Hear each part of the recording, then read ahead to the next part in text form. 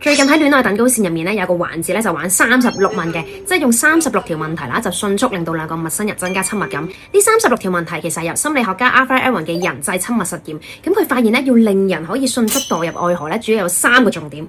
第一就係自我揭露啦，咁其實呢36條問題咧都係由淺入深咁樣去問㗎。一開始會問啲簡單啲嘅，例如就係你最想同邊個食飯，之後再到一啲比較 deep 嘅 topic，例如就係分享你一啲痛苦嘅回憶。呢種階梯式嘅分享咧，就可以慢慢建立信任，令到個大腦咧以為你哋已經識咗好耐，快速建立深度連結。第二就係相似感，咁其實人咧都會傾向到一啲有相同興趣或者價值觀嘅人咧係有好感㗎。咁當然都有啲人咧係中意互補啦。咁所以呢度講嘅相似咧，唔係話要一模一樣啦，而係喺對話入面產生到一種互相理解嘅共鳴感。最後就係知道被喜歡。咁喺36問入面咧，其實有好多問題咧都係要你揾對方嘅優點啦，咁去讚對方嘅。咁當你知道對方欣賞自己嘅時候，我哋自然對佢嘅好感度都會提升啦。講真啦，現實咧有幾可有個人咧坐喺度好專注咁樣同你傾偈啊。咁當咁樣做嘅時候咧，就會感受到被接納啦，同埋被重視啦。其實個好感度都真係會大大提升。